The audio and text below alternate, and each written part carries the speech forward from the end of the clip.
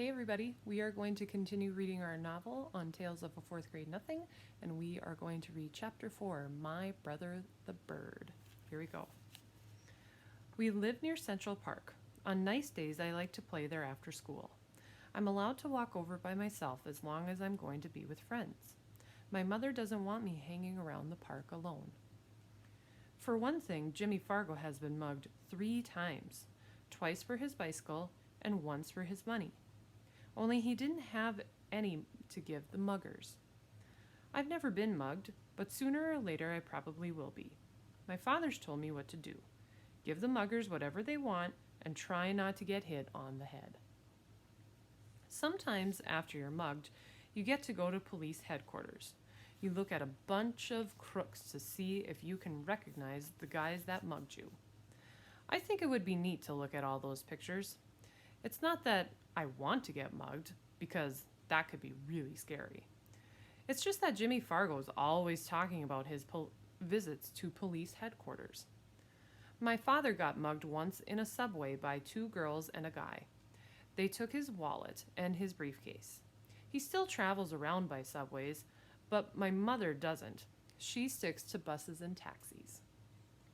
But my mother and father are always warning me never to talk to strangers in the park, because a lot of dope pushers hang around there. But taking dope is even dumber than smoking, so nobody's going to hook me. We live on the west side of the park. If I want to get to the zoo and the pony carts, I have to walk all the way through to the east side. Sometimes my mother walks across the park with Fudge. He likes the animals a lot, especially the monkeys. He also likes the helium-filled balloons, but as soon as my mother buys him one, he lets it go. I think he likes to see it float up in the sky. My mother says that's a waste of money and she's not going to buy him any more balloons until he promises not to let go. On Sundays, the park is closed to traffic and you can ride your bicycle all over without worrying about being run down by some crazy driver. Even Fudge can ride. He has a little blue toddle bike, a present from my father's client. And when he's riding, he makes motorcycle noises. Vroom, vroom, vroom, he yells. In the fall, the leaves turn darker and drop off the trees. Sometimes there are big leaf piles on the ground. It's fun to jump around in them. I never saw bright red, yellow, and orange leaves until the day my father took us for a drive in the country. The reason the leaves don't turn bright colors in New York is the air pollution, and that's too bad, because yellow and orange and red leaves really look neat. One nice sunny afternoon, I called for Jimmy Fargo, and we went to the park. Jimmy is the only kid on my block who's in my class at school, unless you count Sheila, and I don't. She lives in my building on the 10th floor. Henry, the elevator operator, is always making jokes about me and Sheila. He thinks we like each other. The truth is, I can't stand her. She's a real know-it-all, but I've discovered that most girls are. The worst thing about Sheila is the way she's always trying to touch me. And when she does, she yells, "Peter's got the cooties, Peter's got the cooties." I don't believe in cooties anymore. When I was in 2nd grade, I used to examine myself to see if I had them, but I never found any. By 4th grade, most kids give up on cooties. But not Sheila. She's still going strong. So I have to keep a safe distance from her. My mother thinks Sheila is the greatest. She's so smart, my mother says, and someday she's going to be a real beauty. Now that's the funniest, because Sheila looks a lot like the monkeys that Fudge is so crazy about. So maybe she'll look beautiful to some ape, but never to me. Me and Jimmy have this special group of rocks where we like to play when we're in the park. We play Secret Agent up there. Jimmy can imitate all kinds of foreign accents, probably because his father's a part-time actor. When he's not acting, he teaches the class at City College. Today, when we got to our rocks, who should be perched up there but Sheila? She was pretending to read a book, but I think she was just waiting for me and Jimmy. to find out what we'd do when we found her on our own personal rocks. Hey, Sheila, I said, those are our rocks. Says who? She asked. Come on, Sheila, Jimmy said, climbing up. You know me and Peter hang out here. Too bad for you, Sheila said. Oh, Sheila, I shouted, go and find yourself another rock. I like this one, she said, as if she owned the park. So why don't you two go find another rock? Just then, who should come tearing down the path but Fudge. My mother was right behind him, hollering, Fudgy, wait for Mommy! But when Fudge gets going, he doesn't wait for anybody. He was after some pigeons. Birdie! Here, Birdie! He called. That brother of mine loves birds, but he can't get it through his head that the birds aren't about to let him catch them. Hi, Mom, I said. My mother stopped running. Peter! Oh, am I glad to see you. I can't keep up with Fudge. Mrs. Hatcher! Mrs. Hatcher! Sheila called, scrambling down from our rock. I'll watch Fudge for you. I'll take very good care of him. Can I, Mrs. Hatcher? Oh, please. Sheila jumped up and down and begged some more. Jimmy gave me an elbow in the ribs. He thought that my mother would let Sheila watch Fudge and then we'd be rid of her. We'd be free to play secret agent. But Jimmy didn't know that my mother would never trust Sheila with her dear little boy. Fudge, in the meantime, was screaming, Come back, birdies! Come back to Fudgy! Then my mother did a strange thing. She checked her watch and said, You know, I do have to run back to the apartment. I forgot to turn on the oven. Do you really think you could keep an eye on Fudge for just 10 minutes? Of course I can, Mrs. Hatcher, Sheila said. I know all about babysitting from my sister. Sheila's sister Libby is in 7th grade. She's about as beautiful as Sheila. The only difference is she's bigger. My mother hesitated. I don't know, she said. I've never left Fudge before. She looked at me. Peter? What? Will you and Jimmy help Sheila watch Fudge while I run home for a minute? Oh, Mom, do we have to? Please, Peter, I'll be right back. I'll feel better if all 3 of you are watching him. What do you say? I asked Jimmy. Sure, he answered. Why not? But I'm in charge of Fudgy, aren't I? Sheila asked my mother. Well, I guess so, my mother said to Sheila.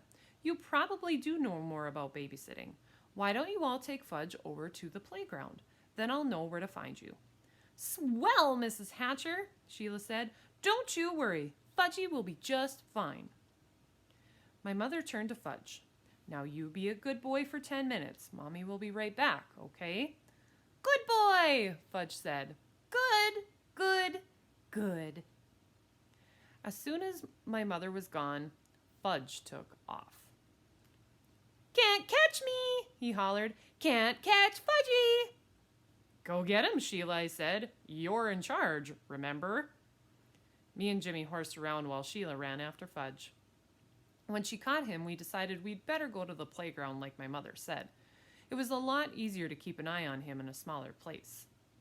Anyway, Fudge likes to climb on the jungle gym, and that way he can't get lost. As soon as we got to the playground, Sheila started chasing me. Peter's got the cooties, Peter's got the cooties, she yelled. Cut that out, I said. So she chased Jimmy. Jimmy's got the cooties, Jimmy's got the cooties. Me and Jimmy decided to fight back.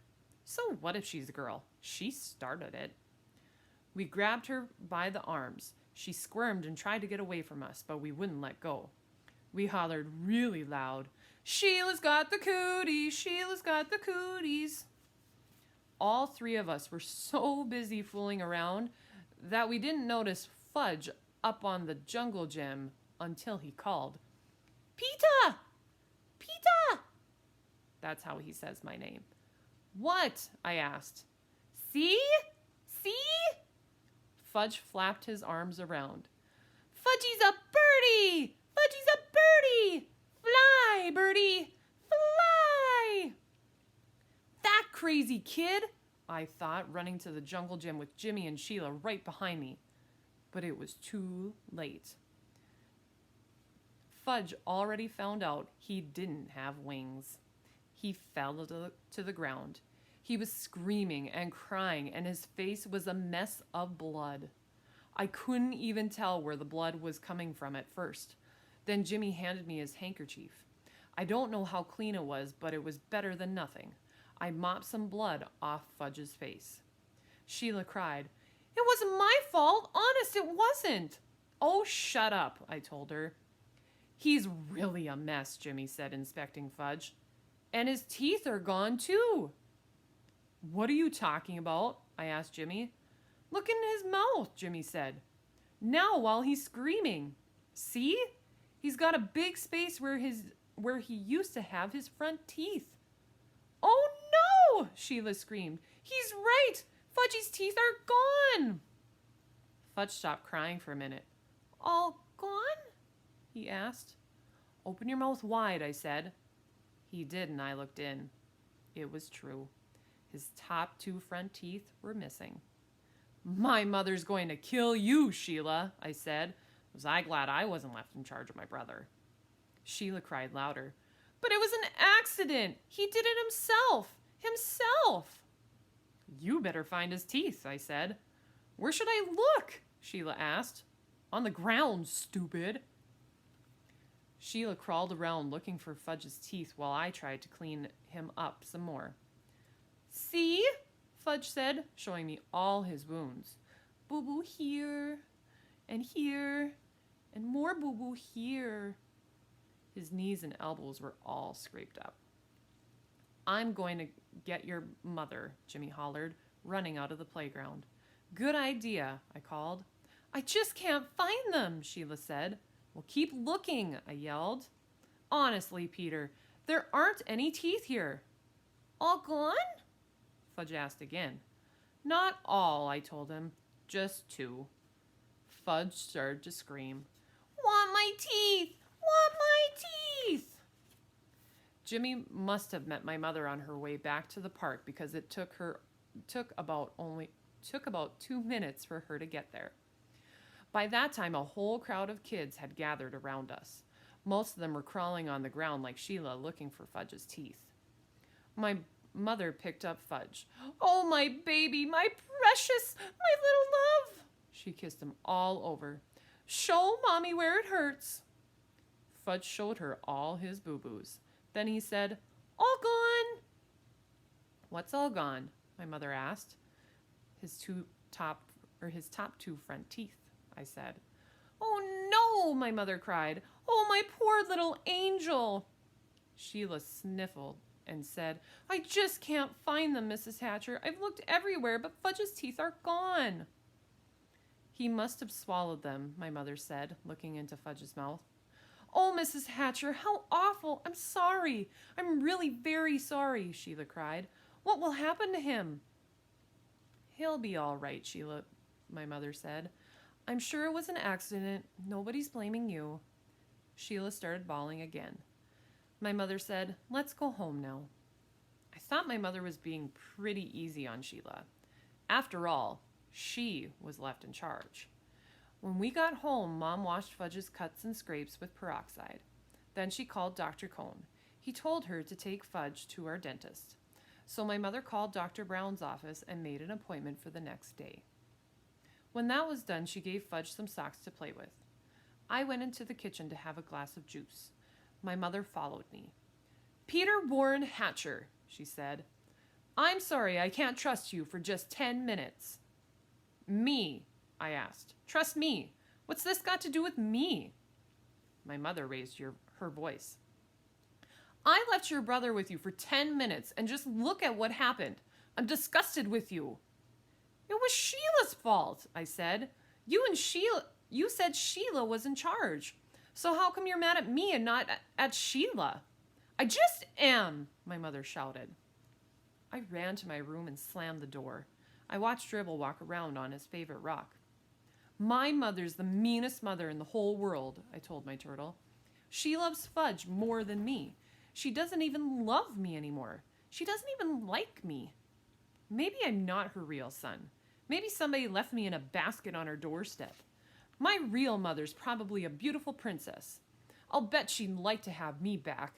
Nobody needs me around here. That's for sure. I didn't eat much supper that night, and I had a lot of trouble falling asleep. The next morning, my mother came into my room and sat down on my bed. I didn't look at her. "Peter," she said. I didn't answer. "Peter, I said some things yesterday that I didn't really mean." I looked at her. "Honest?" I asked.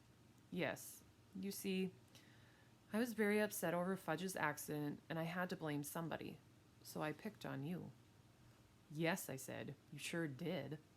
"It wasn't your fault, though. I know that.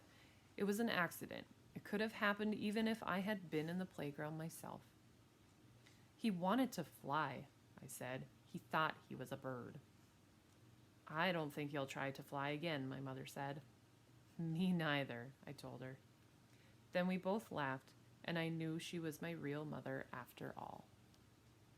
So that is chapter 4, and we will see you next time.